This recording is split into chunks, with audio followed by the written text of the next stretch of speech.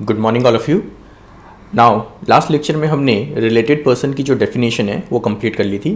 तो इस केस में हमने ये देखा कि हम जीएसटी के पर्पस से किन लोगों को रिलेटेड पर्सन कंसिडर करते हैं, और अगर उनके बीच में कोई भी ट्रांजैक्शन या एक्टिविटी होती है विदाउट कंसिडरेशन तो उसको भी हम सप्लाई ट्रीट करेंगे, क्योंकि हमारा जो बेसिक प्रिंसिपल है वो ये है कि हम बिना कंसिडरेशन के सप्लाई को टैक्स नहीं कर सकते। नो सप्लाई नो टैक्स, जैसे आप लोग ने इंडियन कॉन्ट्रैक्ट एक्ट में पढ़ा था, नो कंसिडरेशन नो कॉन्ट्रैक्ट, वैसे ही यहाँ पे no consideration not, we are not going to consider it as supply. But schedule 1 उसके कुछ एक्सेप्शंस बता रहा है कि हम किन कंडीशंस में जो सप्लाई है उसको even without consideration, means activity और ट्रांजैक्शन जो जिस पे कंसिडरेशन नहीं है, हम उसको वहाँ पे सप्लाई ट्रीट करेंगे। तो बेसिक पर्पस क्या है इन एक्टिविटीज़ को सप्लाई ट्रीट करने का, जो भी हमने रिलेटेड पर्सन की डेफिनेशन देखी या फिर हम जो शेड्यूल 1 के जो और दूसरे पॉइंट्स देखेंगे, तो बेसिक पर्पस ये है कि हम इन एक्टिविटीज़ को सप्लाई के स्कोप में कवर कर रहे हैं ताकि हम इनको टैक्स कर सकें। मीन्स अगर हम इनको शेड्यूल 1 की एक्टिविटीज़ में कवर नहीं करते या लिस्ट में कवर नहीं करते तो हम इनको विदाउट कंसिडरेशन टैक्स नहीं कर सकते। अब चलिए मैं आपको इस पॉइंट से रिलेटेड एक बेसिक प्रिंसिपल बता देता हूँ, बेसिक कंसेप्ट बताता हूँ, उसका फिर डिटेल हम आगे के प्रोविजंस में पढ़ेंगे। बट शेड्यूल 1 को एक बार समझने के लिए या इसकी इफ़ेक्ट को समझने के लिए उस पॉइंट को समझना ज़रूरी है, इसलिए मैं यहाँ पे पहले उसको एक ब्रीफली डिस्कशन करना चाहता हूँ। और ये पॉइंट्स फिर मैं डिस्कस करूँगा। ये एम्प्लॉयर एम्प्लॉय वाला पॉइंट तो मैं ऑलरेडी आपको कल बता चुका हूँ कि ये शेड्यूल 3 में कवर होता है, और फिर शेड्यूल 3 में हम इसकी और डिटेल्स को भी चेक करेंगे। ठीक है, चलिए अब बेसिक प्रिंसिपल जो मैंने आप लोग को जीएसटी की स्टार्टिंग में समझाया था, जब हमने हमारा जीएसटी का जो टॉपिक है वो स्टार्ट किया था, तब मैंने आपको एक कंसेप्ट समझाया था कि जीएसटी क्या होता है। एक सप्लाई चेन की एक्टिविटी के ऊपर हम कंसिडर करते हैं, जहाँ पे इनपुट्स के ऊपर के जो हमारे टैक्स हैं वो हम अपनी आउटपुट की टैक्स के सामने सेट ऑफ करते हैं। तो पूरा जो जीएसटी इंप्लीमेंट करने का बेसिक पर्पस है कि जो पहले अलग अलग टैक्सेस लग रहे थे उसको हम इंटीग्रेट करके एक सिंगल टैक्सेशन सिस्टम के अंदर लेके आ रहे हैं ताकि कास्केडिंग इफेक्ट ऑफ टैक्स नहीं हो सके। ठीक है, अब कास्केडिंग इफेक्ट ऑफ टैक्स नहीं कर रहे हैं ताकि हम अपने गुड्स को कम रेट में बेच सकें, टैक्स के ऊपर टैक्स नहीं लगेगा तो कॉस्टिंग कम हो जाएगी, और जो आपकी बिजनेस एक्टिविटी है वो ज़्यादा स्मूथ हो जाएगी, क्योंकि आपको एक ही टैक्सेशन को कंसिडर करना है। पहले क्या होता था, अलग अलग एक्टिविटीज़ पे अलग अलग टैक्स थी। सो अब यहाँ पे बेसिक इंटेंशन है कि क्रेडिट मिलनी चाहिए, इनपुट्स की जो टैक्सेस हैं उसकी आउटपुट टैक्स के सामने क्रेडिट मिलनी चाहिए। और क्रेडिट टर्म को मैं आपको डिटेल में ऑलरेडी एक्सप्लेन कर चुका हूँ, अगर आपको ध्यान नहीं है तो एक बार वापस वो पॉइंट को देख लीजिएगा, क्योंकि ये क्रेडिट का जो पॉइंट है और कंसेप्ट है ये आपको हर जगह पे कंसिडर करने के लिए ज़रूरी रहेगा।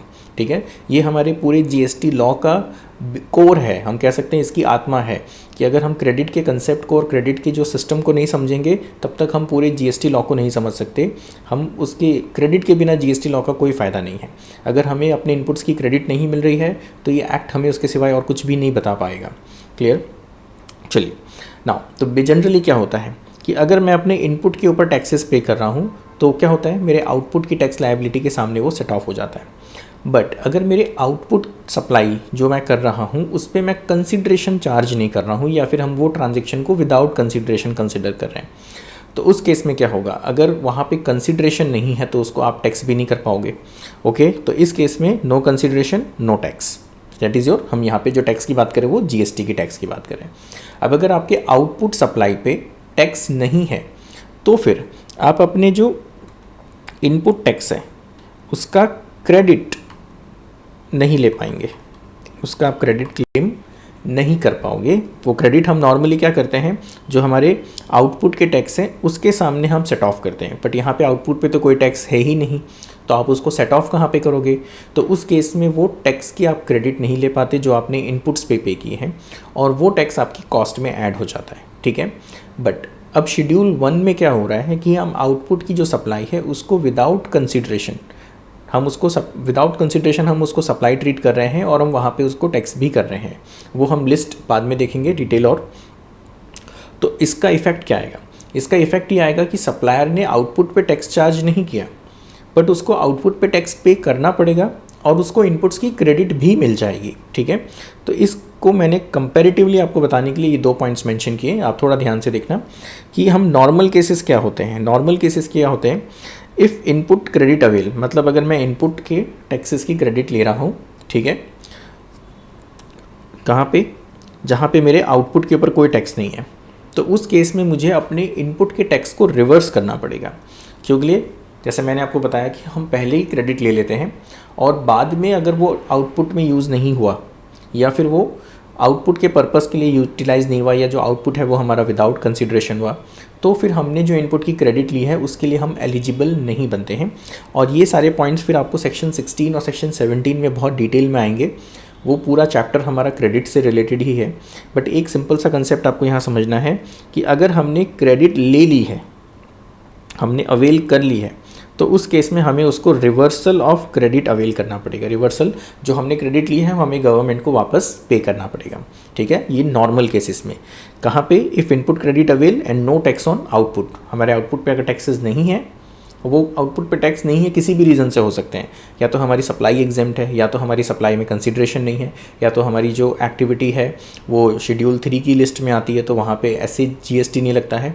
तो उससे रिलेटेड जितने भी इनपुट्स हैं मेरे, जिस आउटपुट के लिए मैं यूज़ कर रहा हूँ, उस पर्टिकुलर आउटपुट के लिए जहाँ पे कोई टैक्स नहीं लग रहा है, तो उन इनपुट्स की मैं क्रेडिट नहीं ले सकता। ठीक है, बट अब शेड्यूल 1 के अंदर क्या हो रहा है? शेड्यूल 1 के अंदर आपके टैक्स आउटपुट सप्लाई, हम यहाँ पे क्या कर रहे हैं, हमारी जो आउटपुट सप्लाई है इसको टैक्स कर रहे हैं इवन विदाउट कंसिडरेशन। ठीक है, तो हम आउटपुट जो सप्लाई हो रही है उसको टैक्स कर रहे हैं इवन विदाउट कंसिडरेशन। और उसकी इफ़ेक्ट क्या हो रही है? उसकी इफ़ेक्ट हो रही है हम अलाउ कर रहे हैं आपको इनपुट टैक्स क्रेडिट। ठीक है, तो यहाँ पे हम टैक्स कर रहे हैं आउटपुट को और आपको क्रेडिट भी अलाउ कर रहे हैं, और यहाँ पे हम आपके आउटपुट को टैक्स नहीं हो रहा है इसीलिए आपकी क्रेडिट को अलाउ नहीं कर रहे हैं, और अगर आपने ले ली है तो उसको रिवर्स करना पड़ेगा। ठीक है, सो इस केस में शेड्यूल 1 आपकी बिजनेस की जो ट्रांजेक्शन है उसके अंदर एक मेजर इफेक्ट लेके आता है, क्योंकि हम आउटपुट पे कंसिडरेशन चार्ज नहीं कर रहे, मतलब जो रिसिपिएंट है वो हमको टैक्स नहीं पे कर रहा, बट हमें उसके ऊपर टैक्स पे करना पड़ेगा। अब वो किन कंडीशंस में होता है जो हम नॉर्मली शेड्यूल 1 में कंसिडर कर रहे हैं। अब इसमें बोलोगे कि सर जहाँ पे हम कंसिडरेशन चार्ज ही नहीं कर रहे तो उसमें हम वैल्यू कौन सी कंसिडर करेंगे, कौन सी वैल्यू को हम टैक्स करेंगे? तो अब इससे रिलेटेड हमारे वैल्यूएशन के रूल्स हैं, पर वो वैल्यूएशन के रूल्स आपको अभी इंटरमीडिएट में नहीं आएंगे, वो आपको CA फाइनल में आएंगे। ठीक है, तो वो जो केसेस हमारे विदाउट कंसिडरेशन वाले हैं वो वैल्यूएशन रूल में कवर होते हैं कि उसके अंदर हमें वैल्यू कौन सी कंसिडर करनी है और उसके अकॉर्डिंगली फिर हमें हमारे आउटपुट के ऊपर की जो टैक्स लायबिलिटी है वो कंसिडर करनी है और गवर्नमेंट को पे करनी है। उसकी इफेक्ट और भी एक आएगी कि हमने जिसको सप्लाई की विदाउट कंसिडरेशन, जो हमारा रिसिपिएंट है वो भी क्रेडिट ले पाएगा इवन उसने कंसिडरेशन पे नहीं किया है, क्योंकि हमने आगे यहाँ पे जो टैक्स पे किए हैं वो हम बताते हैं कि हमने किस रिसिपिएंट को ये सप्लाई की है, और फिर रिसिपिएंट भी उसकी क्रेडिट ले पाएगा। गवर्नमेंट को बेसिक ये है कि आपका ट्रांजैक्शन टैक्स होना चाहिए। हाँ, अब अगर आपके सप्लायर और रिसिपिएंट के बीच में कंसिडरेशन नहीं है तो उससे गवर्नमेंट को फ़र्क नहीं पड़ता इन केस ऑफ शेड्यूल 1। हाँ, अदर केसेस में गवर्नमेंट विदाउट कंसिडरेशन आपकी एक्टिविटी को टैक्स नहीं कर सकती, तो वहाँ पे आपकी जो क्रेडिट की सप्लाई चेन है वो ब्रेक हो जाएगी। मतलब जो सप्लायर है उसको इनपुट क्रेडिट नहीं मिलेगी, और जो सप्लायर ने आगे सप्लाई करी है किसी भी एक रिसिपिएंट को, तो नेचुरली रिसिपिएंट ने कोई कंसिडरेशन पे नहीं किया है और सप्लायर ने आउटपुट के ऊपर कोई टैक्सेस पे नहीं किए हैं, तो रिसिपिएंट को भी उसकी क्रेडिट नहीं मिलेगी। आई होप मैंने जो ये पॉइंट्स बताए हैं आपको यहाँ पे समझ आ रहे हैं। अगर कुछ प्रॉब्लम लग रही है तो आप उसके लिए भी टेंशन मत लो, मैं आगे जब भी प्रोविजंस डिस्कस करूँगा मैं और भी उन पॉइंट्स को डिटेल में लेके जाऊँगा। ये पॉइंट मैं जनरली यहाँ डिस्कस इसीलिए कर रहा हूँ ताकि जो विदाउट कंसिडरेशन वाली एक्टिविटीज़ है वो हम क्यों पढ़ रहे हैं और उसकी क्या इफ़ेक्ट होगी वो मैंने एक बार आपको यहाँ पर एक्सप्लेन किया है।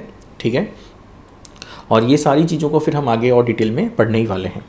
चलिए, अब इस केस में हमने ये देखा था कि रिलेटेड पर्सन की डेफिनेशन में कौन कवर होते हैं। ओके, अब उस पॉइंट से रिलेटेड जो हमने रिलेटेड पर्सन्स का पढ़ा उससे रिलेटेड थोड़े और क्लैरिफिकेशन और थोड़े पॉइंट्स को देख लेते हैं। सप्लाई ऑफ गुड्स और सर्विसेज और both between employer and employee. तो मैंने आपको एक्सप्लेन किया था कि एम्प्लॉयर एम्प्लॉय का जो रिलेशन है उसको हम एक रिलेटेड पार्टी के टर्म्स में कंसिडर कर रहे हैं। हाँ, बट अगर कोई एम्प्लॉय को सैलरी पे करता है तो वो एक सैलरी वाली एक्टिविटी सप्लाई नहीं है। मतलब एम्प्लॉय जो काम कर रहा है और उसको जो सैलरी मिल रही है वो सप्लाई नहीं है, उस पर GST एप्लीकेबल नहीं होगा, वो शेड्यूल 3 में कवर होगा, जो मैंने आपको इनिशियली एक्सप्लेन किया था कि उसको हम अपने एग्रीगेट टर्नओवर पे भी काउंट नहीं करेंगे। मतलब चलिए मैं इसको आपको थोड़ा सा कि एग्जाम्पल दे के समझाता हूँ। मैं फॉर एग्ज़ाम्पल मिस्टर ए की बात करता हूँ। अगर मिस्टर ए अब मिस्टर ए की टोटल इनकम अगर मैं आपको बताता हूँ सिंपल टर्म्स में, यहाँ पे टोटल इनकम मैं कह रहा हूँ तो सिर्फ रिसिप्ट्स कह रहा हूँ, हमें प्रॉफिट नहीं देखना है। अगर फॉर एग्जांपल मैं उसे कहता हूँ कि यहाँ उसे रेंट रिसीव हो रहा है, उसकी कोई एक प्रॉपर्टी है जिसने उसे रेंट आउट किया हुआ है और उसको एनुअल रेंट रिसीव हो रहा है 5 लाख रुपीज़। दूसरा, वो किसी कंपनी में जॉब कर रहा है, क्योंकि प्रॉपर्टी रेंट आउट है वो तो एक पैसिव इनकम है, वो कहीं पे जॉब कर रहा है और उसको सैलरी मिल रही है, सैलरी मिल रही है फॉर एग्जांपल उसको 7 लाख रुपीज़, ठीक है। प्लस उसने कुछ इन्वेस्टमेंट किए हुए हैं जिससे उसको कुछ रिटर्न्स मिलते हैं, हम उसको यहाँ पे इंटरेस्ट कहते हैं, फॉर एग्जांपल 2 लाख रुपीज़, ठीक है।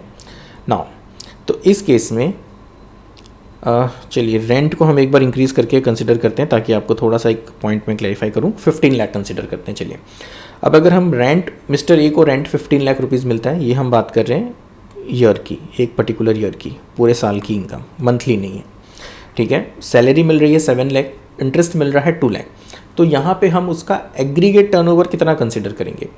एज सच अगर हम देखें तो एग्रीगेट टर्नओवर कितना हो जाता है इसका, या जो टोटल है अमाउंट वो हो रहा है 24 lakh, that is 15 lakh plus 7 lakh plus और 2 लाख, ओके 24 लाख ना। बट अब इसमें हम जीएसटी पर्पस के लिए एग्रीगेट टर्नओवर जो कंसिडर करना है हमें जीएसटी के लिए, वो हम सिर्फ 15 लाख और 2 लाख को कंसिडर करेंगे। मतलब ये जो 7 लाख का अमाउंट है, ये 7 लाख का अमाउंट हमारे एग्रीगेट टर्नओवर में नहीं आएगा। क्यों के लिए, मिस्टर ए ने जो पूरे साल में आउटपुट सप्लाई करी है, आउटपुट सप्लाई करी है। अब इसमें अगर हम देखते हैं तो जो इंटरेस्ट है वो एग्जेम्प्ट है, वो हम सेक्शन 11 के अंदर देखेंगे, इंटरेस्ट एग्जेम्प्ट है, मतलब उसके ऊपर जीएसटी नहीं लगता, ठीक है। रेंट एक आपकी टैक्सेबल सप्लाई है, रेंट एक टैक्सेबल सप्लाई है, उसके ऊपर जीएसटी लगेगा। और जो सैलरी है वो सप्लाई ही नहीं है, उसको हम क्या कह रहे हैं, नो सप्लाई। तो इस एक्टिविटी को आप एग्रीगेट टर्नओवर में काउंट ही नहीं करेंगे। अब जीएसटी के पर्पज से हमारा जो एग्रीगेट टर्नओवर, आउटपुट सप्लाई का एग्रीगेट टर्नओवर है, it will be 15 lakh plus 2 lakh. 2 lakh पे टैक्स नहीं लगेगा, बट हम एग्रीगेट टर्नओवर में काउंट करेंगे क्योंकि ये एग्जेम्प्ट सप्लाई को भी हमें एग्रीगेट टर्नओवर में काउंट करना है। तो इस केस में आपका टोटल बनता है यहाँ पे, that is your 17 lakh, okay. अब ये 17 लाख में जो टैक्स पे करने की जो लायबिलिटी बनती है, मतलब आउटपुट सप्लाई पे जो टैक्स चार्ज करना है, वो सिर्फ 15 लाख पे होगा, सिर्फ 15 लाख पे होगा। क्यों के लिए, यहाँ पे इंटरेस्ट एग्जेम्प्ट है, सैलरी सप्लाई ही नहीं है, तो हम सप्लाई के, अगर जो सप्लाई ही नहीं है तो उसको हम काउंट ही नहीं कर रहे। तो ये मैं आपको मेन यहाँ पे पॉइंट एक्सप्लेन कर रहा हूँ कि एग्रीगेट टर्नओवर हमारा जीएसटी के पर्पज से सिर्फ 17 लाख होगा, और ये जो 7 लाख है इसको हम कंसिडर नहीं करेंगे सैलरी को, ओके। सो इस केस में अब ये मैंने दिया एग्जांपल मिस्टर ए का, जिसने जो आउटपुट सप्लाई की, या फिर हम कह सकते हैं जो उसकी रिसिप्ट्स है, ठीक है। नेचुरली ये जो रिसिप्ट्स है उसने कुछ आउटपुट सप्लाई करी है, उसी के रिसिप्ट्स होगी, क्लियर।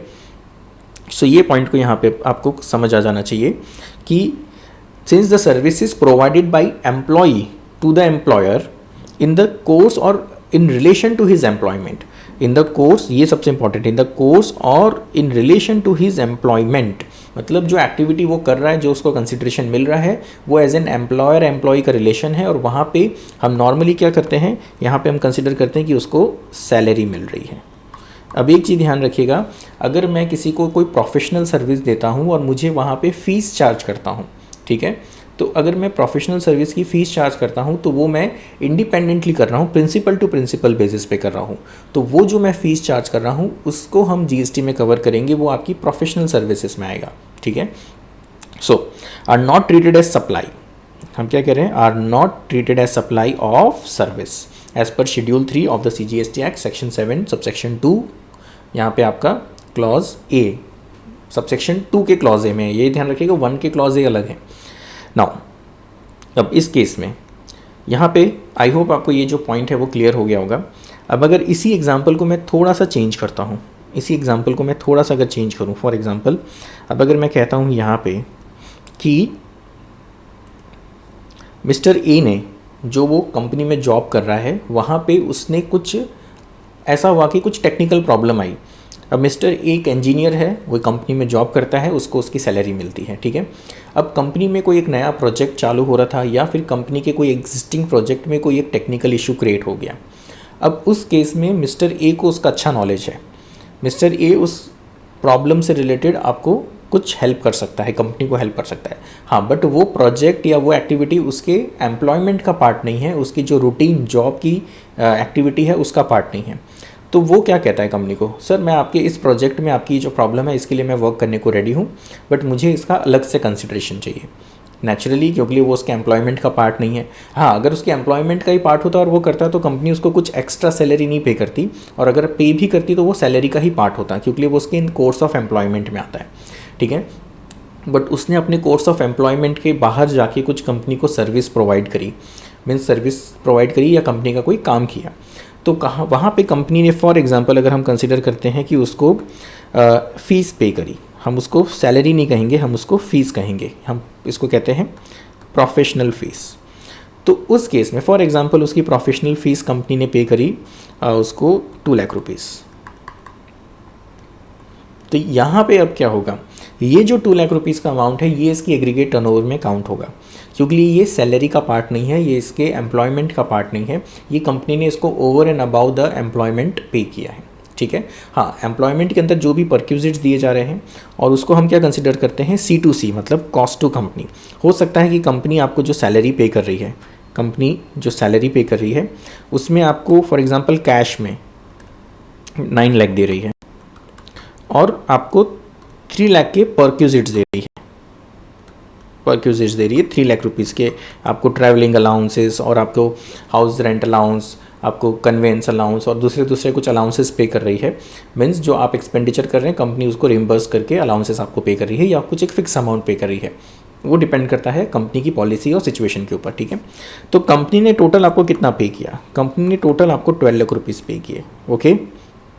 बट यहाँ पे आपको कैश कितना मिला, 9 लाख, और कंपनी ने बेनिफिट्स दिए, मतलब आपको कुछ, या तो कंपनी ने अपनी एंड से आपको गाड़ी प्रोवाइड कर दी, कंपनी ने अपने एंड से आपको घर प्रोवाइड कर दिया, कंपनी ने आपके एंड से कुछ आपके टिकट्स हैं, आपके कुछ मेडिकल हेल्थ चेकअप हैं, कुछ सर्विसेज हैं वो प्रोवाइड कर दी। तो यहाँ पे क्या हुआ, कंपनी ने एम्प्लॉय को कुछ सर्विसेज दी, बट कंपनी ये जो परक्यूजिट्स दे रही है ये कंपनी अपने सैलरी में ही कंसिडर कर रही है, मतलब दैट इज़ योर, यहाँ पे कंपनी कहती है that is C2C, C2C, that is your cost to company। मतलब कंपनी सैलरी कितना कंसिडर कर रही है, एक एम्प्लॉय के लिए 12 लाख रुपीज़ कंसिडर कर रही है, ना कि 9 लाख रुपीज़। तो इस केस में ये जो 3 लाख रुपीज़ के परक्यूजिट्स दिए जा रहे हैं ये उसके एम्प्लॉयमेंट में उसकी सैलरी का ही पार्ट है, इवन उसको वो कैश में नहीं मिल रहा। हम ये ऐसा नहीं कह सकते कि ये परक्यूजिट्स कंपनी सर्विस दे रही है एम्प्लॉय को, ओके, ये उसकी सैलरी का ही पार्ट है। तो यहाँ पे वो टैक्स नहीं होगा या फिर उसको हम सप्लाई ट्रीट नहीं करेंगे। सेकंड, जो शेड्यूल 3 कंसिडर कर रहा है, शेड्यूल 3 क्या कंसिडर कर रहा है, इस लैंग्वेज को आप थोड़ा ध्यान से देखिएगा। By an employee to employer, by an employee to employer, but अगर हम कहते हैं कि by employer to the employee, तो यहाँ पे अब क्या हुआ, एम्प्लॉयर एम्प्लॉय को कुछ अगर हम कहते हैं, अगर हम कहते हैं कि दैट इज अगर सर्विस बाय एम्प्लॉयर, बाय, ये ध्यान रखिए कि कौन दे रहा है और किसको दे रहा है, ठीक है। तो ये शेड्यूल 3 में कवर नहीं होता है, ये शेड्यूल 3 में आपके कवर नहीं होता है, नॉट कवर्ड अंडर शेड्यूल 3। ये एक्टिविटी आपके शेड्यूल 3 में कवर नहीं हो रही है। मतलब अगर एम्प्लॉयर एम्प्लॉई को कुछ सर्विसेज देता है तो वहाँ पे टैक्सेबिलिटी होने के चांसेस हैं और उसको हम एक सप्लाई ट्रीट करेंगे, वहाँ पे हम उसको सप्लाई ट्रीट करेंगे, क्लियर। तो इस केस में जैसे हमने क्या देखा कि अगर एम्प्लॉयर एम्प्लॉय को गिफ्ट देता है अबाउ 50,000 रुपीज़, तो वहाँ पे एम्प्लॉयर ने एम्प्लॉय को एक तरह से गिफ्ट दी, मतलब एक सप्लाई करी। अब वो सप्लाई गुड्स की भी हो सकती है, सर्विस की भी हो सकती है। तो वो फिर टैक्स हो सकता है। क्लियर। सेकेंड, जो मैंने आपको यहाँ पे एक्सप्लेन किया कि अगर कंपनी फॉर एग्जांपल कुछ परक्विजिट्स दे रही है, कुछ बेनिफिट्स दे रही है, कुछ सर्विसेज दे रही है, कुछ गुड्स दे रही है एम्प्लॉय को, और वो अगर कंपनी के कॉस्ट का पार्ट है, सैलरी का पार्ट है, तब तो कोई प्रॉब्लम नहीं है। हाँ, बट अगर कंपनी ने फॉर द टाइम बिंग कुछ एडिशनल बेनिफिट्स एम्प्लॉय को दिए in the form of house rent, या तो फिर in the form of any उसको गाड़ी प्रोवाइड करी, या उसको कुछ ट्रैवल के बेनिफिट्स प्रोवाइड किए, मेडिकल उसके ऐसे कुछ बेनिफिट्स दिए जो नॉर्मली कंपनी के जो कॉस्ट है उसके अंदर नहीं आता है, वो कंपनी हर किसी को नहीं दे रही है, कुछ एक पर्टिकुलर एम्प्लॉयज़ को टेम्प्रेरी कुछ टाइम के लिए दे रही है। ठीक है, तो उस केस में वो एक्टिविटी को हम कंसिडर करेंगे कि दैट इज सर्विसेज और goods provided by employer to employee and that is considered as supply, क्योंकि वो शेड्यूल 3 में एक्सक्लूड नहीं हो रहा है। शेड्यूल 3 में सिर्फ वन साइड ट्रांजैक्शन एक्सक्लूड हो रहा है, बिटवीन मतलब दोनों साइड के ट्रांजैक्शन एक्सक्लूड नहीं हो रहे हैं। ओके, सो आई होप आपको ये जो पॉइंट है ये अच्छी तरह से समझ आ गया होगा। तो बिटवीन में हम क्या कर रहे हैं, दोनों ट्रांजैक्शन को शेड्यूल 3 में कवर नहीं कर रहे हैं। ओके, ये ध्यान देना ज़रूरी है, क्योंकि लैंग्वेज में कई बार हम सिंपल टर्म्स में ये समझ लेते हैं कि एम्प्लॉयर एम्प्लॉय के बीच में तो कोई भी ट्रांजैक्शन हो रहा है तो वो शेड्यूल 3 में है तो वहाँ पे तो टैक्स लगेगा ही नहीं। ऐसी बात नहीं है, सिर्फ एम्प्लॉई की जो सर्विस है एम्प्लॉयर को, और वो भी इन द कोर्स ऑफ एम्प्लॉयमेंट, मतलब जो उसके रूटीन जॉब का पार्ट है, जो उसकी ड्यूटी फंक्शंस में कवर होती है, जिसकी उसको सैलरी मिल रही है, वो एक्टिविटी शेड्यूल 3 में कवर होगी। बाकी जितनी एक्टिविटीज़ है वो शेड्यूल 3 के स्कोप के बाहर है। अब इसका जो डिटेल डिस्कशन है फर्दर वो हम शेड्यूल 3 के अंदर करेंगे। मैंने उसके अंदर कई तरह के पॉइंट्स मेंशन किए हैं जिससे आपको और क्लैरिटी आ जाएगी। क्लियर। आई होप आपको ये एम्प्लॉयर एम्प्लॉय का जो पॉइंट है वो पूरा क्लियर हो गया होगा। चलिए, अब गिफ्ट वाला पॉइंट है, इसमें सिंपल सी बात है, इतना ध्यान रखना है कि एनुअली एम्प्लॉयर एम्प्लॉय को 50,000 से ज़्यादा का गिफ्ट नहीं दे सकता। अगर देता है तो वहाँ पे उसको सप्लाई ट्रीट करके उसको टैक्स कर दिया जाएगा। सो schedule 1 provides that gift not exceeding 50,000 in value in a financial year. अब ये ध्यान रखिएगा, अब जब भी एग्जाम में आंसर लिखते हो तो फाइनेंशियल ईयर लिखना ज़रूरी है। स्टूडेंट्स को मैंने देखा है कि आंसर लिखते हैं नॉट एक्सीडिंग 50,000, बस। अब वो 50,000 वन टाइम है, 50,000 ईयरली है, या 50,000 एग्रीगेट है, कुछ भी नहीं लिखते वो लोग। तो आप आंसर्स लिखो तो हमेशा उस टर्म्स को क्लियर करके लिखो, जो एक्चुअल है उस डिटेल्स को प्रॉपर लिखो। ठीक है। By employer to employee shall not be treated as supply, not exceeding. Not exceeding मतलब 50,000 से अगर कम है तो उसको हम सप्लाई ट्रीट नहीं कर रहे। हाँ, बट 50,000 से ऊपर जाएगा तो उसको हम सप्लाई ट्रीट करेंगे। However, gift of value more than 50,000 made without consideration. अब मुझे ये नहीं समझ आता कि यहाँ पे ये मेड विदाउट कंसिडरेशन क्यों लिखा है, क्योंकि अगर हम गिफ्ट टर्म यूज़ कर रहे हैं तो नेचुरली गिफ्ट क्या होता है, हम किसी को भी गिफ्ट दे रहे हैं, इसका मतलब हम उससे कुछ रिटर्न में ले नहीं रहे, हमें कुछ पैसे नहीं मिल रहे, that is without consideration. Gift term ही कहता है विदाउट कंसिडरेशन। ठीक है, are subject to GST when made in the course of furtherance of business. हाँ, मतलब जो एम्प्लॉयर ने एम्प्लॉय को गिफ्ट दिया वो उसके course of furtherance of business है, मतलब पर्सनल एक्टिविटी नहीं है। जैसे क्या होता है, कंपनी दिवाली बोनस दे रही है, तो दिवाली बोनस में कंपनी ने अगर एम्प्लॉय को एक कोई कार गिफ्ट कर दी, या फिर वो क्या हुआ, दिवाली पे जो कार गिफ्ट की कंपनी ने वो एज अ बोनस के फॉर्म में दी, तो वो फिक्स नहीं है कि कितना बोनस देना है। कंपनी ने पॉलिसी अपने फाइनेंशियल सिचुएशन के हिसाब से डिसाइड किया और कुछ एम्प्लॉयज़ को उनके परफॉर्मेंस के बेस पे कुछ गिफ्ट दिए, मतलब वो सैलरी के फॉर्म में नहीं दे रहे, वो गिफ्ट के फॉर्म में दे रहे हैं, and over and above the salary दे रहे हैं। जो उनकी फिक्स सैलरी है पर एनम पर मंथ, उससे कुछ एक्स्ट्रा दे रहे हैं, वो गिफ्ट के फॉर्म में दे रहे हैं। मीन्स उनको कैमरा दे दिया, उनको मोबाइल फ़ोन दे दिया, उनको कोई व्हीकल दे दी।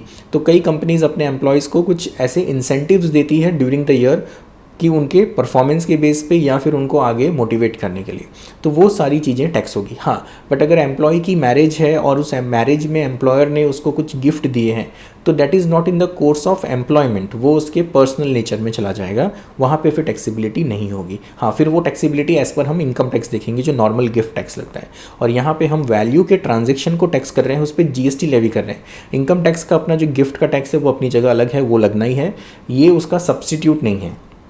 ऐसा नहीं है कि हमने यहाँ पे गिफ्ट के ऊपर GST लगा दिया तो आपको अब वहाँ पे इनकम टैक्स के ऊपर टैक्स लगाने की ज़रूरत नहीं है। इनकम टैक्स के प्रोविजंस इंडिपेंडेंट हैं, उनको GST से फ़र्क नहीं पड़ता है, और GST का जो टैक्स है वो इनकम टैक्स के टैक्स का सब्स्टिट्यूट नहीं है। मीन्स हम ये नहीं कह सकते कि सर हमने यहाँ पे GST पे कर दिया तो अब हम इनकम टैक्स नहीं पे करेंगे, या इनकम टैक्स पे कर दिया अब GST पे करने की ज़रूरत नहीं है। ये दोनों टैक्सेस इंडिपेंडेंट है, दोनों का नेचर अलग है। तो यहाँ पे कहीं पे भी ऐसा नहीं होगा कि आप एक टैक्स पे करके दूसरे में से रिलीफ या बेनिफिट गेन कर सकते हैं। ओके, सो आई होप ये पॉइंट आपको यहाँ पे क्लियर हो गया होगा। Now when the input tax credit scheme under the GST does not allow ITC in the membership of club health and fitness centres as per section 17 subsection 5 of the CGST act, that is your block credit. मतलब अब जैसे अगर employ को कोई services दे रहा है तो उस केस में एम्प्लॉयर उसको जो सर्विस दे रहा है अगर वो कोर्स ऑफ एम्प्लॉयमेंट में है तो कंपनी को उसकी क्रेडिट मिल जाएगी। हाँ, बट कुछ ऐसी एक्टिविटीज़ है जिसके ऊपर कंपनी को क्रेडिट अलाउ नहीं की गई है। इवन एम्प्लॉयर वो activities in the course of employment कर रहा है या वो कंपनी की नॉर्मल पॉलिसी के अंदर आ रहा है जो वो कंपनी सभी एम्प्लॉयज़ को प्रोवाइड कर रही है। तो इसमें स्पेसिफिक प्रोविजंस हैं जीएसटी लॉ में जो कुछ आपके इनपुट्स की क्रेडिट्स को ब्लॉक करते हैं। वो सभी के लिए हैं, वो एम्प्लॉयर हो या फिर वो पर्सनल खुद के यूज़ के लिए करे, कंपनी अपने डायरेक्टर के लिए करे, एम्प्लॉय के लिए करे, या कोई प्रोप्राइटरशिप फर्म में कोई प्रोप्राइटर है वो करे। तो ये पर्टिकुलर कुछ इनपुट्स की लिस्ट है जो ब्लॉक की हुई है, उसकी लिस्ट हम देखेंगे सेक्शन 17(5) में। हाँ, बट यहाँ पे उसको क्यों मेंशन किया गया उसका भी डिटेल एक बार मैं आपको क्लैरिफाई कर देता हूँ। क्या होता है, अगर आप देखेंगे तो बहुत सारी कंपनीज़ की जो कॉलोनी बनी होती है, रेसिडेंशियल कॉलोनीज़, तो उसमें क्या करते हैं वो एम्प्लॉयज़ के लिए एक फ़िटनेस सेंटर, एक क्लब हाउस जैसा बनाते हैं और या तो फिर उनके हेल्थ केयर सेंटर्स बनाए जाते हैं। अब उसका बेसिक पर्पस क्या होता है कि कंपनी के जो एम्प्लॉयज़ हैं वो फैसिलिटी को यूज़ कर सकते हैं। आप कई सारे कॉरपोरेट कंपनीज़ के जो रेसिडेंशियल कॉम्प्लेक्सेस हैं तो वहाँ पे आप देखोगे तो उनके वो रेसिडेंशियल कॉम्प्लेक्स में एक क्लब, एक जिम, एक फ़िटनेस सेंटर बना हुआ रहता है। और वो जिम, क्लब और फिटनेस सेंटर कौन रन कर रहा है? कंपनी रन कर रही है अपने एम्प्लॉयज़ के लिए। तो यहाँ पे कंपनी उन एम्प्लॉयज़ से उसके पैसे नहीं चार्ज कर रही है क्योंकि वो कंपनी के जो एम्प्लॉयज़ हैं उनके लिए ये कॉमन बेनिफिट्स कंपनी ने कुछ खर्च किए हुए हैं। कंपनी इसके लिए एक्सपेंडिचर इंकर कर रही है, वहाँ पे इक्विपमेंट्स परचेज कर रही है, वहाँ का मेंटेनेंस कर रही है, वहाँ के ट्रेनिंग के लिए उन्होंने कुछ ट्रेनर्स को रखे हैं जो हेल्थ क्लब के जो मेंबर्स हैं उनको जो ट्रेनिंग प्रोवाइड करें। बट कंपनी उसका क्रेडिट यहाँ पे नहीं ले पाएगी क्योंकि लिए कंपनी आगे एम्प्लॉय से कंसिडरेशन भी चार्ज नहीं कर रही है। बट वो प्रॉब्लम नहीं है, प्रॉब्लम ये है कि वो सेक्शन 17(5) में ब्लॉक किया हुआ है। The input tax credit scheme under GST does not allowed ITC of membership of a club, health and fitness center. Therefore, if such services are provided free of charge, मतलब इसका खर्चा कौन कर रही है? कंपनी कर रही है। Cost incurred by the company, employees को ये सर्विसेज फ्री में मिल रही है, प्लस ये एक्सपेंडिचर कंपनी एम्प्लॉयज़ की सैलरी में भी कंसिडर नहीं कर रही है क्योंकि ये कॉमन है। अब जो एम्प्लॉय को ये क्लब या हेल्थ केयर या फिटनेस सेंटर की सर्विस को यूज़ करना है वो करेगा, जिसको नहीं करना है वो नहीं करेगा। तो हम यहाँ पे एम्प्लॉय टू एम्प्लॉय इसकी कॉस्ट अपोर्शन नहीं कर रहे हैं, ये कंपनी के कॉमन एक्सपेंडिचर्स में, या हम कह सकते हैं जनरल एक्सपेंडिचर्स में चले जाते हैं। तो इस केस में क्या हुआ कि एम्प्लॉयज़ को कुछ सर्विसेज मिल रही है फ्री ऑफ कॉस्ट, एक तरह से देखा जाए over and above the salary, तो हम इसको सप्लाई ऑफ सर्विस के फॉर्म में टैक्स कर सकते हैं इवन विदाउट कंसिडरेशन? नो, क्योंकि यहाँ पे पहली बात है कंसिडरेशन नहीं है, टैक्स नहीं होगा। दूसरा कि ये इनपुट सर्विसेज जो कंपनी खर्च कर रही है आगे एम्प्लॉयज़ को देने के लिए, कंपनी को इसकी क्रेडिट नहीं मिल रही है। टू ऑल द एम्प्लॉयज़, यहाँ पे हम क्या बात कर रहे हैं? टू ऑल द एम्प्लॉयज़, मतलब ये किसी एक एम्प्लॉय या ग्रुप ऑफ एम्प्लॉयज़ के लिए नहीं है, ये जनरल है। By the employer then the same will not be subject to GST provided appropriate GST was paid when procured by the employer। तो एम्प्लॉयर ने सिंपल सी बात है इनपुट्स के लिए खर्चे किए हैं, एम्प्लॉयज़ को ये फ्री में सर्विस दे रहे हैं, बट एम्प्लॉयज़ को जो फ्री में सर्विस दे रहे हैं उसके ऊपर GST नहीं लगेगा और कंपनी को इसकी इनपुट क्रेडिट भी नहीं मिलेगी। हाँ, free housing to the employees when the same is provided in the terms of contract between the employer and employee is part and parcel of C2C। जो मैंने आपको कहा ना कि अगर कंपनी एम्प्लॉय को फ्री में घर दे रही है रहने के लिए, तो हम ये नहीं कह सकते कि that is renting of immovable property without consideration between related persons, that is your employer and employee and you are going to tax that particular supply. No, हम यहाँ पे अगर वो जो फ्री हाउसिंग है वो कंपनी के कॉस्ट का पार्ट है, वो सैलरी का पार्ट है, तो वो टैक्स नहीं होगा। हाँ, बट ये ओवर एंड अबाउ दिया हुआ है, सैलरी का पार्ट नहीं है, तो वो टैक्स होगा फिर। ओके, चलिए अब ये प्रैक्टिकल एग्जांपल्स एक बार आप लोग रीड कर लेंगे यहाँ पे। आई होप यहाँ तक के जो पॉइंट्स है वो आपको डिटेल में क्लियर हो चुके होंगे। अब हम देखते हैं डिस्टिंक्ट पर्सन का कंसेप्ट। डिस्टिंक्ट पर्सन का कंसेप्ट मैंने इनिशियली कुछ जगह पे डिस्कस किया है, अब हम यहाँ पे देखेंगे। अब एक डिफरेंस पहले आपको कंसिडर करना है रिलेटेड पर्सन और डिस्टिंक्ट पर्सन के बीच में। रिलेटेड पर्सन्स दो अलग अलग पर्सन हैं, बट उनके बीच में कुछ ट्रांजेक्शन्स हो रहे हैं, फाइनेंशियल ट्रांजेक्शन हो सकता है उसमें कंसिडरेशन नहीं हो, तो भी हम उसको सप्लाई ट्रीट करेंगे। अगर कंसिडरेशन है और वहाँ ट्रांजैक्शन हो रहा है तब तो वो सप्लाई है, उसमें तो कोई क्वेश्चन मार्क आएगा ही नहीं। अगर बिना कंसिडरेशन के होगा तो भी हम उसको सप्लाई ट्रीट करेंगे। ऐसा नहीं है कि रिलेटेड पार्टीज़ के बीच के ट्रांजैक्शन हमेशा बिना कंसिडरेशन के ही होते हैं। रिलेटेड पार्टीज़ के बीच के जो ट्रांजैक्शन है उसमें भी कंसिडरेशन होता है, हाँ, बट हम उस कंसिडरेशन को उतना रिलायबल नहीं कंसिडर करते कई बार, या फिर हम ये कंसिडर करते हैं कि उसमें कई बार इनडायरेक्टली भी कुछ कंसिडरेशन पे किया हुआ है, या फिर कई बार ऐसा होता है कि कंसिडरेशन एग्जिस्ट ही नहीं करता है। तो उस केस में ये चेक रखा जाता है कि रिलेटेड पार्टीज़ हैं तो वहाँ पे जो कंसिडरेशन है वो फेयर होना चाहिए, और उसके लिए फिर वैल्यूएशन रूल्स हम फॉलो करते हैं थोड़े बहुत, ठीक है। चलिए, बट अब डिस्टिंक्ट पर्सन के केस में क्या हुआ, कोई अलग अलग पर्सन नहीं है। डिस्टिंक्ट पर्सन में एक ही पर्सन है। एक ही पर्सन मीन्स एक ही कंपनी है, उसकी अलग ब्रांचेस हैं, एक ही पार्टनरशिप फर्म है, उसकी अलग अलग ऑफिसेस है, एक ही सोसाइटी है बट उसकी अलग ऑफिस है। तो उस केस में कोई भी एक एंटिटी या कोई भी एक पर्सन जिसका बिजनेस फिजिकली अलग अलग प्लेसेस पे है, ठीक है, बट एज सच वो बिजनेस एक ही पर्सन मैनेज और कंट्रोल कर रहा है। सेकंड, हो सकता है कि एक ही पर्सन एक से ज़्यादा बिजनेस करे। हम बहुत जगह बहुत कंपनीज़ को देखते हैं या बहुत सारे लोगों को देखते हैं कि जो अलग अलग business at a same time run कर रहे हैं। मतलब उनकी रिटेल शॉप भी है और उनका रिटेल शॉप है और किराना की दुकान भी है, या फिर उनके कुछ इलेक्ट्रॉनिक शॉप भी है और रेडीमेड गारमेंट्स का भी बिज़नेस है। तो इस केस में ये दोनों बिज़नेस एकदम अलग अलग हैं। दोनों के बिज़नेस के बीच में कोई रिलेशन नहीं है, दोनों बिज़नेस एक दूसरे से डिपेंडेंट नहीं है, कनेक्टेड नहीं है। हर दो इंडिपेंडेंट बिजनेस एक ही पर्सन मैनेज और रन कर रहा है। तो उस केस में भी क्या होगा, हम ये कंसिडर करेंगे कि वो दो बिज़नेस अलग हैं। अब यहाँ पे जीएसटी में डिस्टिंक्ट पर्सन से रिलेटेड जो मेन प्रोविज़न है वो हम सेक्शन 25 के अंदर पढ़ेंगे। इसका हमें और थोड़ा डिटेल आएगा सेक्शन 25 में, ये हम पढ़ेंगे रजिस्ट्रेशन चैप्टर के अंदर, ठीक है। चलिए, अब ये डिस्टिंक्ट पर्सन कह क्या रहा है। A person who has obtain registration और इज़ रिक्वायर्ड टू रजिस्ट्रेशन, क्या पे more than one registration.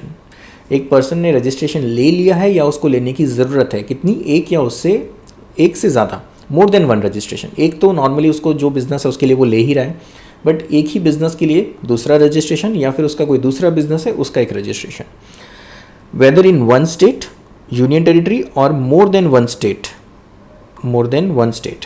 shall in respect of each such registration be treated as distinct person। Simple सी बात है। चलिए, इसमें अब कई तरह की पॉसिबिलिटीज़ हैं, मैं आपको उन पॉसिबिलिटीज़ को सिंपल टर्म्स में अभी बता देता हूँ। फॉर एग्जांपल मिस्टर ए क्या कर रहा है, फॉर एग्जांपल हम कहते हैं सूरत में बिजनेस कर रहा है। किसका बिजनेस कर रहा है, इलेक्ट्रॉनिक्स का बिजनेस कर रहा है, इलेक्ट्रॉनिक प्रोडक्ट्स की उसकी शॉप है, ठीक है। जैसे फॉर एग्जांपल हम देखते हैं विजय सेल्स है, क्रोमा है, ठीक है। अब मिस्टर ए की एक ब्रांच सेम बिजनेस की हम कहते हैं राजकोट में है, ठीक है, सेम बिजनेस इलेक्ट्रॉनिक्स का, ठीक है। अब ये दोनों बिजनेसेस कहाँ पर है, गुजरात के अंदर है, ओके। अब मिस्टर ए ने सूरत में उसने एक दूसरा बिजनेस भी चालू किया हुआ है। सूरत में उसका दूसरा बिजनेस है, इसको यहाँ पे हम थोड़ा सा बाइफरकेट कर लेते हैं। सूरत में फॉर एग्जांपल हम कहते हैं कि मिस्टर ए एक रेस्टोरेंट भी रन कर रहा है, ठीक है। तो रेस्टोरेंट एक अलग बिजनेस हो गया, इलेक्ट्रॉनिक प्रोडक्ट्स का एक अलग बिजनेस हो गया। तो क्या हुआ, सूरत में उसके दो बिजनेस हो गए और एक बिजनेस की ब्रांच राजकोट में भी हो गई, क्लियर। दूसरा, अब मिस्टर ए को लग रहा है कि उसके बिज़नेस में उसकी ग्रोथ अच्छी है, उसके पास अपॉर्चुनिटी अच्छी है, उसको बिज़नेस का काफ़ी अच्छा आइडिया हो गया है, अब बिज़नेस को वो एक्सपेंड करना चाहता है। तो उसने क्या किया, मुंबई में भी अपनी एक ब्रांच खोल दी। तो मुंबई में उसने क्या किया, मतलब ये हम एक तरह से कंसिडर कर सकते हैं मुंबई को, एक सेकंड में, यहाँ पे महाराष्ट्र में उसने एक ब्रांच खोली मुंबई में, ठीक है। किसकी, इलेक्ट्रॉनिक्स की, इलेक्ट्रॉनिक प्रोडक्ट्स की उसने मुंबई में भी ब्रांच खोल दी सेम बिजनेस का। फिर उसको लगा कि आगे कि मुंबई के बाद उसको लग रहा है कि पूना में भी उसको करना चाहिए, तो उसने पूना में भी वहाँ पे अपनी एक ब्रांच कर दी इलेक्ट्रॉनिक्स की। ऐसे करके यहाँ पे उसने टोटल इलेक्ट्रॉनिक्स की अपनी 4 जगह पे ब्रांचेस कर दी। अब यहाँ पे क्या होगा, गुजरात का उसको एक रजिस्ट्रेशन लेना कंपलसरी है, क्योंकि गुजरात में उसका बिजनेस है इलेक्ट्रॉनिक का और रेस्टोरेंट का। अब एक ऑप्शन है इसके पास कि गुजरात में चाहे तो वो 2 रजिस्ट्रेशन ले सकता है। 2 रजिस्ट्रेशन कैसे? 2 रजिस्ट्रेशन फॉर डिफरेंट बिजनेस, ठीक है। मतलब इलेक्ट्रॉनिक का एक रजिस्ट्रेशन लेगा तो वो रजिस्ट्रेशन क्या होगा, जो राजकोट का और सूरत का दोनों बिजनेस प्रेमाइसिस एक ही रजिस्ट्रेशन पे बिजनेस कर सकते हैं। और इनडायरेक्ट टैक्स में प्रेमाइसिस का बहुत सिग्निफिकेंस होता है, क्योंकि यहाँ पे आइडेंटिफाई करते हैं कि हम कहाँ से आप बिज़नेस कर रहे हो, कहाँ से आपकी आउटपुट सप्लाई हो रही है। तो रजिस्ट्रेशन के अंदर और बाकी हमारे रिकॉर्ड्स में हमें प्रेमाइसिस के रिकॉर्ड्स को मेंटेन करना बहुत ज़रूरी है। इनकम टैक्स में उसका इतना ज़्यादा सिग्निफिकेंस नहीं है, क्योंकि इनकम टैक्स आपकी इनकम को टैक्स कर रहा है, वो आप कहीं से भी अर्न करो। हाँ, बट इनडायरेक्ट टैक्स में आपकी जो सप्लाई हो रही है, आपकी जो एक्टिविटी हो रही है, वो किस लोकेशन से आप कर रहे हो, ये बहुत ज़्यादा इंपॉर्टेंट होता है। इसीलिए हमने देखा कि यहाँ पे टेरिटरी को कंसीडर किया जाता है, टैक्सेबल टेरिटरी। तो उस केस में अगर मैं गुजरात में बिज़नेस कर रहा हूँ, मेरा सूरत में एक बिज़नेस है, राजकोट में सेम बिज़नेस है, तो वो दोनों बिज़नेस सेम है बट जियोग्राफिकली अलग अलग लोकेशन पे हैं। तो क्या इन दोनों का मैं एक ही रजिस्ट्रेशन ऑब्टेन करके एक ही बिज़नेस के अंदर रन कर सकता हूँ? सिंपल सी बात है। मिस्टर ए का क्या है, हम यहाँ पे कंसीडर करते हैं उसका जो पैन नंबर है, वो पैन नंबर तो सिंगल पैन नंबर होगा। मतलब इलेक्ट्रॉनिक बिजनेस में भी यही पैन नंबर यूज़ हो रहा है, रेस्टोरेंट के बिजनेस में भी यही पैन नंबर यूज़ होगा। ओके, तो इस केस में क्या हुआ, तो हम ये मान रहे मिस्टर ए प्रोप्राइटरशिप है। ओके, अब यहाँ पे मिस्टर ए को जो ये इलेक्ट्रॉनिक का बिजनेस है, इसका गुजरात का एक रजिस्ट्रेशन तो लेना पड़ेगा। अब ये चाहे तो रेस्टोरेंट बिजनेस के लिए भी सेम रजिस्ट्रेशन नंबर को वो यूज़ कर सकता है। यहाँ पे हम बात कर रहे हैं रजिस्ट्रेशन नंबर की, क्योंकि रजिस्ट्रेशन नंबर पैन बेस होता है। तो अब क्या होगा, मेरा गुजरात में एक रजिस्ट्रेशन है, उस रजिस्ट्रेशन के अंदर मैं सूरत, रेस्टोरेंट और राजकोट ये तीनों जगह के बिजनेसेस को रन कर सकता हूँ। यस, रन कर सकता हूँ, कोई प्रॉब्लम नहीं है। बट अगर मुझे लगता है कि रेस्टोरेंट के बिज़नेस का मुझे रिकॉर्ड अलग मेंटेन करना है, उसके लिए मुझे, क्योंकि रेस्टोरेंट पे आपको इनपुट क्रेडिट नहीं मिलती है, रेस्टोरेंट के ऊपर का टैक्स रेट अलग है, रेस्टोरेंट बिज़नेस का नेचर पूरा अलग है, उसको इलेक्ट्रॉनिक के बिज़नेस से कोई फ़र्क नहीं पड़ता है। तो इवन सेम आपका पैन नंबर है, सेम पर्सन उसको मैनेज कर रहा है, तो यहाँ पे हम चाहें तो रेस्टोरेंट बिज़नेस का एक अलग रजिस्ट्रेशन भी ले सकते हैं। तो वहाँ पे क्या होगा, इलेक्ट्रॉनिक बिज़नेस और मेरा रेस्टोरेंट बिज़नेस दो अलग अलग बिज़नेस हैं, सेम पैन नंबर पे हैं, बट इसके मेरे पास क्या होंगे, 2 सेपरेट रजिस्ट्रेशन हो जाएंगे, और वो 2 सेपरेट रजिस्ट्रेशन को मैं डिस्टिंक्ट पर्सन कंसिडर करूँगा। ठीक है, तो ये एक पहली पॉसिबिलिटी हो गई कि एक स्टेट में मैं अलग अलग बिज़नेस कर रहा हूँ, तो फिर उन अलग अलग बिज़नेस का मैं अलग रजिस्ट्रेशन ऑब्टेन कर सकता हूँ। ठीक है, हो सकता है फ्यूचर में मुझे लगा कि राजकोट में भी एक अच्छा रेस्टोरेंट चालू करना चाहिए, तो मैंने राजकोट में भी रेस्टोरेंट चालू किया, और वो रेस्टोरेंट का क्या होगा, वो रेस्टोरेंट और मेरा जो सूरत का रेस्टोरेंट है वो सेम पैन नंबर और सेम रजिस्ट्रेशन के अंदर काम कर सकता है। यस, कर सकता है। ठीक है, मतलब मुझे हर एक प्रीमाइसिस का अलग अलग रजिस्ट्रेशन नहीं लेना है, मैं बिजनेस वाइज रजिस्ट्रेशन ले सकता हूँ एक स्टेट के अंदर, या तो फिर बिजनेस वाइज जैसे मैंने आपको कहा रजिस्ट्रेशन ले सकते हैं, या तो फिर मैं प्रीमाइसिस वाइज भी रजिस्ट्रेशन ले सकता हूँ। मतलब अब ऐसा है कि मैंने अगर सूरत में इलेक्ट्रॉनिक बिजनेस का एक रजिस्ट्रेशन लिया, अब मैं राजकोट में जब इलेक्ट्रॉनिक बिजनेस कर रहा हूँ, अभी एक बार हम यहाँ कंसिडर करते हैं कि चलो ये मेरा रेस्टोरेंट बिजनेस नहीं है, या है तो उसको हम बाद में देखेंगे। ठीक है, अब मैं चाहूँ तो राजकोट में ही मेरा सेम इलेक्ट्रॉनिक का बिजनेस है, उसका मैं एक सेपरेट रजिस्ट्रेशन ले सकता हूँ। तो ये मेरे पास एक ऑप्शन है, कंपलसरी नहीं है। ठीक है, ये टर्म्स को मैं यहाँ पे जो डिस्क्राइब कर रहा हूँ, मैं आपको डिस्टिंक्ट पर्सन के कंसेप्ट को एक्सप्लेन कर रहा हूँ। ये सारी डिटेल्स हम आगे रजिस्ट्रेशन चैप्टर में देखने वाले हैं। ओके, तो यहाँ पे क्या हुआ, अब मैं चाहूँ तो सूरत और राजकोट के जो दो प्रीमाइसिस हैं, दोनों को मैं सेम रजिस्ट्रेशन के अंदर रन कर सकता हूँ। चाहूँ तो मैं दोनों का अलग अलग रजिस्ट्रेशन भी ले सकता हूँ। मतलब यहाँ पे अब हम क्या कह रहे हैं कि जैसे हमने क्या कहा, डिफरेंट बिजनेस रजिस्ट्रेशन नंबर, और या तो हम कह सकते हैं कि डिफरेंट प्रीमाइसिस। ठीक है, different premises for same business. ये हम बात कर रहे हैं एक सिंगल स्टेट के अंदर की, ठीक है। हाँ, बट अगर अब मैं मुंबई में एक ऑफिस खोल रहा हूँ, ब्रांच अपनी ओपन कर रहा हूँ, तो मुंबई में तो कंपलसरी मुझे एक दूसरा रजिस्ट्रेशन लेना पड़ेगा, क्योंकि वहाँ पे स्टेट चेंज हो गया मेरा, ठीक है। तो आपका एक्ट क्या कह रहा है कि अगर आप दूसरे स्टेट में बिजनेस करें तो उसके लिए तो आपको कंपलसरी दूसरा रजिस्ट्रेशन लेना ही है। सेम स्टेट में आप चाहो तो प्रेमाइसिस वाइज या बिजनेस वाइज अलग अलग रजिस्ट्रेशन ले सकते हैं, ओके।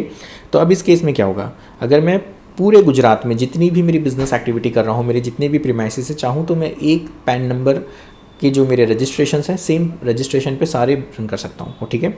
और ये ध्यान रखना कि हमारा जो जीएसटी का रजिस्ट्रेशन होता है उसमें क्या होता है, फर्स्ट 2 डिजिट स्टेट कोड होते हैं और फिर पैन नंबर आता है। तो स्टेट कोड से हम आइडेंटिफाई कर सकते हैं कि आप किस स्टेट में रजिस्टर्ड हैं, ओके। मैं नेक्स्ट लेक्चर में आपको जो रजिस्ट्रेशन नंबर है उसकी डिटेल्स एक बार बता दूंगा, अभी मेरे पास प्रेजेंटली वो डिटेल यहाँ पे अवेलेबल नहीं है। नाउ अब महाराष्ट्र में मैं अगर रजिस्ट्रेशन कराने जा रहा हूँ, बिज़नेस करने जा रहा हूँ, तो मुझे कंपलसरी महाराष्ट्र का एक सेपरेट रजिस्ट्रेशन लेना ही पड़ेगा, इवन सेम बिजनेस है। यहाँ पे क्या था, ये मेरे पास सूरत मीन्स गुजरात में क्या था, ये मेरे पास ये ऑप्शन है, ये दोनों मेरे पास ऑप्शन है। तो इस केस में मैं ज़रूरी नहीं है कि 2 रजिस्ट्रेशन सेम स्टेट में ऑब्टेन करूँ, मैं एक स्टेट में एक पैन नंबर पे एक रजिस्ट्रेशन ऑब्टेन करूँगा और उसमें सभी तरह की बिजनेस एक्टिविटीज़ कर सकता हूँ, सभी प्रेमाइसिस को कवर कर सकता हूँ, कोई प्रॉब्लम नहीं है। बट जैसे ही मैं दूसरे स्टेट में मेरी ब्रांच ऑफिस या बिजनेस का कोई प्रेमाइसिस कर रहा हूँ, तो वहाँ पे मुझे उसका सेपरेट रजिस्ट्रेशन ऑब्टेन करना पड़ेगा, even with the same pan, same pan number है, ठीक है। जो यहाँ पे पैन नंबर है वही पैन नंबर मैं यहाँ पे यूज़ कर रहा हूँ, क्लियर। नेचुरली सेम पर्सन है तो हम इसको क्या ट्रीट करेंगे, डिस्टिंक्ट पर्सन, ठीक है। अब मैं चाहूँ तो फिर महाराष्ट्र में वापस मुंबई पूना का अलग अलग रजिस्ट्रेशन ले सकता हूँ, चाहूँ तो एक ही रजिस्ट्रेशन पे महाराष्ट्र में जितने भी मेरे बिजनेस प्रेमाइसिस हैं, बिजनेस हैं, उनको रन कर सकता हूँ। तो स्टेट वाइज तो मुझे अलग रजिस्ट्रेशन लेना ही पड़ेगा, तो वो तो डिस्टिंक्ट पर्सन में आ ही जाएंगे। सेम स्टेट में भी मैं चाहूँ तो अलग अलग रजिस्ट्रेशन ले सकता हूँ, सेम स्टेट के अंदर ऑप्शन होता है, क्लियर। चलिए, सो इस केस में अब यहाँ पे प्रोविजन क्या कह रहा है, a person who has obtain is required to obtain. तो ऑब्टेन मतलब ये ऑप्शनल जो मैंने कहा, और इज रिक्वायर्ड टू ऑब्टेन तो कंपलसरी हो जाता है कि जहाँ पे more than 1 registration within 1 state और यूनियन टेरिटरी और मोर देन 1 स्टेट। तो ये पॉइंट समझ आ गया होगा कि सेम स्टेट में मैं अलग रजिस्ट्रेशन ले सकता हूँ, सेम बिजनेस का भी और अलग अलग बिजनेस का भी, ठीक है। अलग स्टेट में तो मुझे लेना ही है, कंपलसरी है। तो उन सभी रजिस्ट्रेशन जो मेरे सेम पैन नंबर के ऊपर हैं उसको मैं क्या कहूँगा, डिस्टिंक्ट पर्सन। तो ये ध्यान रखिए कि डिस्टिंक्ट पर्सन के केस में पैन नंबर सेम होता है, रिलेटेड पर्सन के केस में पैन नंबर अलग अलग होता है। हाँ, बट वो फाइनेंशियली रिलेटेड है, इसीलिए हम उसको रिलेटेड पर्सन कंसिडर कर रहे हैं, ओके।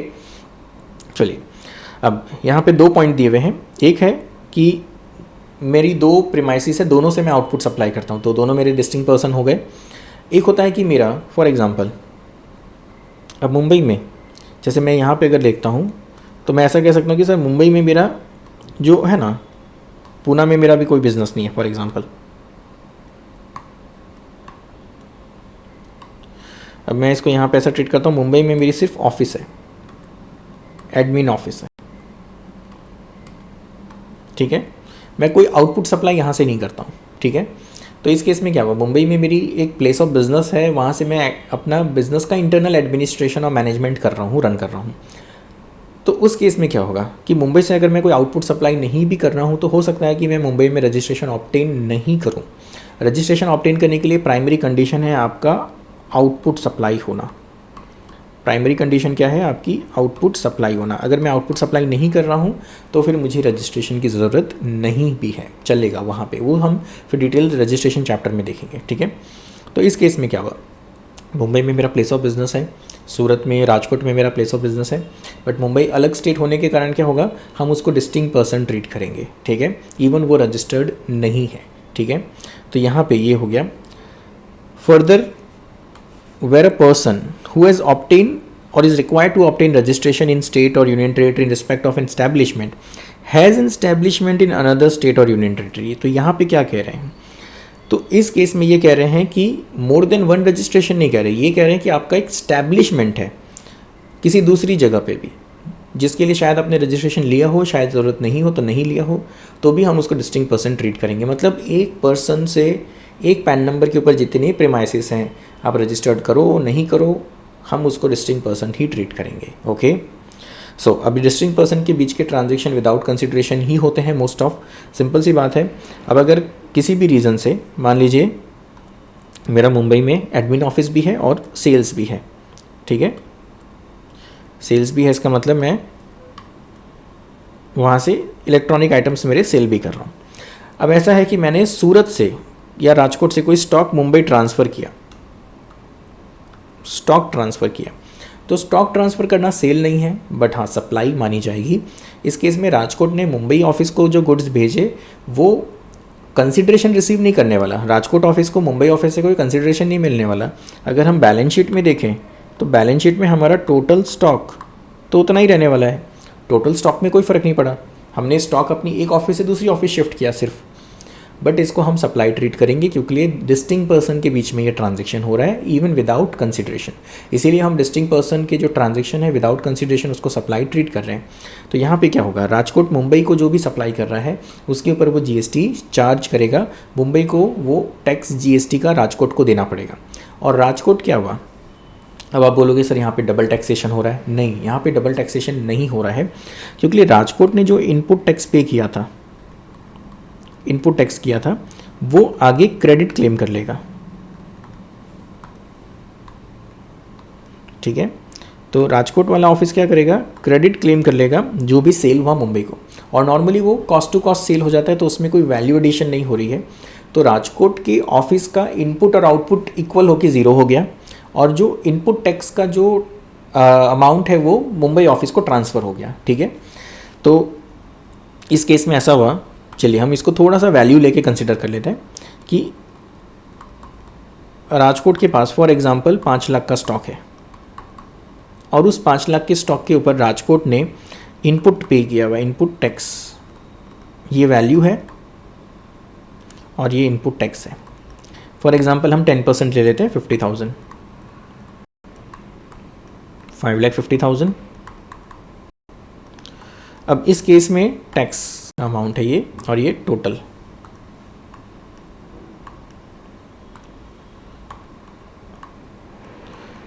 अब राजकोट ऑफिस जब मुंबई को आगे ये स्टॉक ट्रांसफ़र कर रही है,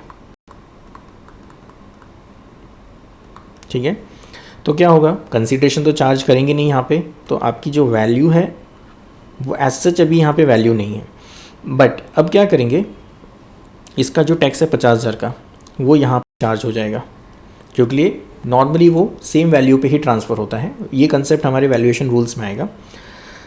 तो इस केस में क्या हुआ, जो मुंबई ऑफिस है उसने राजकोट को ये इनपुट का अमाउंट पे कर दिया, ठीक है। तो राजकोट ने ये इनपुट का अमाउंट पहले पे किया था जिससे भी उसने सप्लाई रिसीव करी, तो राजकोट को इनपुट टैक्स क्या हुआ, ज़ीरो हो गया, स्टॉक ट्रांसफ़र हुआ उसके साथ उसका टैक्स भी ट्रांसफ़र हो गया। तो मुंबई के पास क्या हो गया, ये स्टॉक आ गया और उसका जो इनपुट टैक्स है वो अब मुंबई के लेजर में बुक्स ऑफ अकाउंट्स में दिखाई देगा, ठीक है। और अगर हम टोटल में देखें तो स्टॉक में कुछ भी नहीं हुआ, एक ऑफिस से दूसरी ऑफिस गया, तो यहाँ पे डबल टैक्सेशन नहीं हो रहा है। ऐसा नहीं है कि हम 5 लाख की वैल्यू को 2 बार टैक्स कर रहे हैं, क्योंकि ये राजकोट वाले जो ऑफिस है वो इसका आगे इनपुट क्रेडिट ले लेगा। ये क्या करेगा, ये इसको एक मैं यहाँ पे ये क्या कहना चाह रहा हूँ आप लोग थोड़ा सा समझिएगा, ये इनपुट टैक्स किसका है, राजकोट का, मतलब ये राजकोट ने पे किया था। अब जब राजकोट इसको आगे मुंबई ऑफिस को देगा तो वो क्या करेगा, उसको एक आउटपुट सप्लाई ट्रीट करेगा और मुंबई ऑफिस उसको उसका जो भी टैक्स है वो पे करेगा इवन विदाउट कंसिडरेशन। तो इफेक्टिवली राजकोट का जो इनपुट टैक्स है वो ज़ीरो हो जाएगा और जो पूरा 50,000 का टैक्स का अमाउंट है वो मुंबई ऑफिस ट्रांसफ़र हो जाएगा। क्लियर। तो हम एक ही वैल्यू को यहाँ पे डबल टैक्स नहीं कर रहे, ये क्रेडिट मैकेनिज्म के अंदर ही कवर हो जाएगा और वो टैक्स और वैल्यू दोनों मुंबई ऑफिस ट्रांसफ़र हो जाएगी। क्लियर। चलिए अब यहाँ पे ये हमारा डिस्टिंक्ट पर्सन का जो पूरा कंसेप्ट है वो यहाँ पे क्लियर हो जाता है। अब थोड़े बहुत यहाँ इससे रिलेटेड कुछ सर्कुलर्स हैं और फिर स्टॉक ट्रांसफ़र का पॉइंट है, ये मैंने आपको डिस्कस कर लिया पूरा, तो ये आप लोग एक बार रीड करेंगे। ये मैंने पूरा डिस्कस कर लिया है। Transaction between different location with separate GST same legal entity, ठीक है, will qualify A supply under GST. क्यों? क्योंकि वो डिस्टिंक्ट पर्सन की डेफिनेशन में कवर हो रहे हैं, ठीक है। तो ये मैंने पूरा डिस्कस कर लिया, ये आप रीड कर लेंगे। अब ये 2 सर्कुलर्स हैं, ये मैं आप लोग को और क्लेरिफाई कर देता हूँ। और ये सिंपल सर्कुलर्स हैं, आप समझते हैं, ऐसा होता है बहुत जगह पे। ये सर्कुलर बहुत इनिशियली इशू किया गया था जब आपकी जीएसटी लॉ को इंट्रोड्यूस किया, और इसका पर्पज़ है क्लैरिफिकेशन देना, clarification on inter state movement of various mode of conveyance. यहाँ पे हम बात कर रहे हैं मोड ऑफ कन्वेंस की। तो मोड ऑफ कन्वेंस क्या होते हैं? आपके कार, ट्रक, बस, ये सारी चीज़ें, ठीक है। कैरिंग गुड्स और पैसेंजर, तो जैसे जो ट्रक्स है, बसेस हैं, कार है, जो भी पैसेंजर और गुड्स को ट्रांसपोर्ट करने के लिए यूज़ हो रहे हैं, और फॉर रिपेयर एंड मेंटेनेंस, ठीक है। तो ये 2 एक्टिविटीज़ हो रही है कि हम या तो गुड्स और पैसेंजर को ट्रांसपोर्ट कर रहे हैं, या तो फिर हम उस व्हीकल को या कन्वेंस को रिपेयर और मेंटेनेंस के पर्पज़ के लिए इंटर स्टेट मूवमेंट कर रहे हैं, इंटर स्टेट मूवमेंट, ठीक है। सो अब इंटर स्टेट मूवमेंट मतलब एक स्टेट से वो दूसरे स्टेट कन्वेंस या व्हीकल जा रही है। So inter state movement of goods like that is various mode of conveyance between distinct person as specified in 25(4). 25(4) हमें बताता है डिस्टिंक्ट पर्सन कौन है रजिस्ट्रेशन के पॉइंट ऑफ व्यू से। Not involving further supply of such conveyance, ये important है, not involving further supply of such conveyance including trains, buses, truck, tankers, trailer, vessel, container and aircraft, ठीक है। तो इस केस में क्या हुआ? हम इसको सप्लाई ट्रीट नहीं कर रहे हैं। क्यों? इसका बेसिक कंसेप्ट समझो, बहुत सिंपल सी बात है। चलिए मैं आपको एक डायग्राम के थ्रू इस पॉइंट को सिंपल टर्म्स में एक्सप्लेन कर देता हूँ। अब फॉर एग्जांपल मैं अगर ऐसा कंसिडर करता हूँ कि मेरा सूरत में और मुंबई में क्या है, मेरा ट्रैवल का बिजनेस है, ठीक है, एक ट्रैवल एजेंसी है। तो मैं सूरत और मुंबई 2 जगह मेरी ऑफिसेस है। अब मैं क्या करता हूँ? टैक्सी रन करता हूँ, टैक्सी और बसेस रन करता हूँ। तो ये क्या हुआ? पैसेंजर ट्रांसपोर्ट के लिए मैं बसेस और टैक्सी रन कर रहा हूँ। मैं क्या करता हूँ? पैसेंजर को लेके सूरत से मुंबई मेरी टैक्सी जाती है, फिर वहाँ से दूसरे पैसेंजर को लेके, वो यहाँ से कोई सूरत से फॉर एग्जांपल किसी पैसेंजर को मुंबई जाना है, तो यहाँ से टैक्सी उसको लेके जाएगी, और वो उसका मैं क्या करूँगा? फेयर चार्ज करूँगा, रेंट चार्ज करूँगा, जो भी टैक्सी का पर डे का होगा अकॉर्डिंगली। फिर मुंबई से कुछ पैसेंजर सूरत आना है, तो वो टैक्सी की सर्विस यूज़ करेंगे। तो यहाँ पे क्या हो रहा है? ये जो बस, या फिर मैं कह सकता हूँ टैक्सी में क्या यूज़ हो रही है? आपकी कार यूज़ हो रही है, और यहाँ पे बसेस। तो ये क्या हो रहा है? सूरत से मुंबई मीन्स हम सूरत और मुंबई कह रहे हैं, इसका मतलब यहाँ पे हो गया आपका गुजरात, और ये हो गया आपका महाराष्ट्र। तो क्या हुआ? सूरत या मतलब गुजरात से महाराष्ट्र मेरे कन्वेंस जा रहे हैं और आ रहे हैं। तो हम कह सकते हैं कि यहाँ पे ये जो कार और बसेस है, हम यहाँ पे बात किसकी कर रहे हैं? कार और बस की। तो ये हम कह सकते हैं कि ये हमने सूरत से मुंबई सप्लाई करी, मुंबई से फिर वापस हमने सूरत सप्लाई हुई। तो इसको हम सप्लाई बिटवीन, इसको आप कार और बसेस को supply between distinct person consider कर सकते हैं क्या? ये क्वेश्चन मार्क है। नेचुरली नहीं कर सकते, ये सप्लाई बिटवीन डिस्टिंक्ट पर्सन नहीं है। क्यों? क्योंकि ये कार और बसेस आपके पैसेंजर्स को लाने ले जाने के लिए यूज़ हो रही है।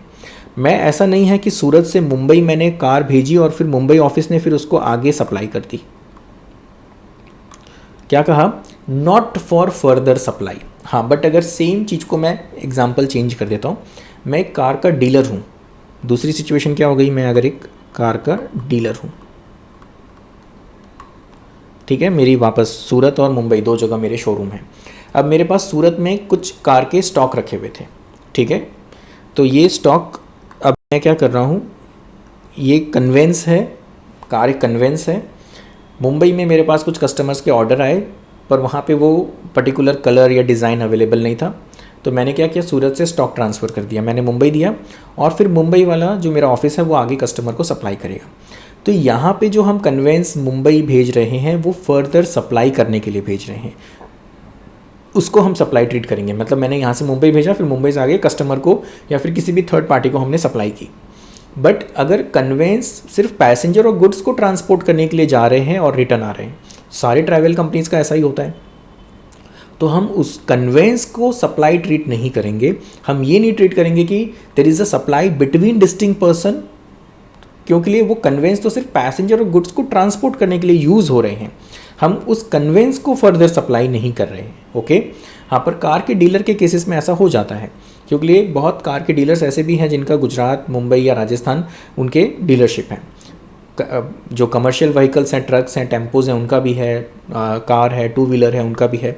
तो कई बार ऐसा होता है कि एक पर्टिकुलर लोकेशन पे स्टॉक की कमी है या फिर कुछ डिमांड आ गई तो उन्होंने दूसरी जगह से स्टॉक को ट्रांसफ़र किया। तो यहाँ पे जो स्टॉक ट्रांसफ़र हो रहा है, यहाँ पे जो कन्वेंस ट्रांसफ़र हो रहे हैं, तो वो फर्दर सप्लाई के लिए हो रहे हैं। ओके, तो बस इसी पॉइंट को क्लैरिफाई किया। सेकेंड सिचुएशन इसमें का क्या क्या है, रिपेयर एंड मेंटेनेंस। मतलब ऐसा है कि मेरे पास सूरत में ट्रैवल कंपनी है, मेरे पास बसेज़ हैं, कार है। अब मैंने कुछ गाड़ियाँ सूरत में है, बट उसकी जो रिपेयरिंग है, उसके कुछ पार्ट्स हैं वो सूरत में नहीं मिल रहे, गुजरात में नहीं मिल रहे। अब मैंने ऐसा हो गया कि उस गाड़ी में कुछ प्रॉब्लम आई और उस गाड़ी को मैंने मुंबई भेजा रिपेयर करने के लिए। तो यहाँ पे क्या हुआ, मुंबई ऑफिस ने उस कार को रिपेयर करके मुझे रिटर्न कर दिया। तो यहाँ पे क्या हुआ, वो रिपेयर करने के पर्पज़ से गए, मुंबई ऑफिस ने उसको रिपेयरिंग कर दी और वो रिटर्न आ गया। सेम चीज़ मैं आपको एग्जांपल देता हूँ, एयरलाइंस के केस में होता है कि एयरलाइंस में ऐसा होता है कि जो उनके मेन एयरपोर्ट्स होते हैं, मुंबई के, दिल्ली, अहमदाबाद, बैंगलोर, इन सब एयरपोर्ट्स में जहाँ पे वो एयरक्राफ्ट की सर्विस होती है, सभी एयरपोर्ट्स पे एयरक्राफ्ट की सर्विस नहीं होती है। फॉर एग्जांपल सूरत एयरपोर्ट में, सूरत में बाहर से एयरक्राफ्ट आते हैं, पैसेंजर्स को पिकअप और ड्रॉप करते हैं। बट अगर कुछ एयरक्राफ्ट में प्रॉब्लम आती है तो यहाँ पे सूरत में उस एयरक्राफ्ट को रिपेयर करने के लिए यहाँ पे उनके पास टूल्स, इक्विपमेंट्स, टेक्नीशियंस अवेलेबल नहीं हैं। तो उस केस में क्या होगा कि फिर मुंबई से एक टीम आएगी, टेक्नीशियंस आएंगे रिपेयर करने के लिए। तो ये क्या होता है, फिर हमने कहा कि भाई सूरत में उस एयरलाइंस कंपनी के एयरक्राफ्ट को रिपेयर किया, बट किसने किया, मुंबई ऑफिस ने रिपेयर किया।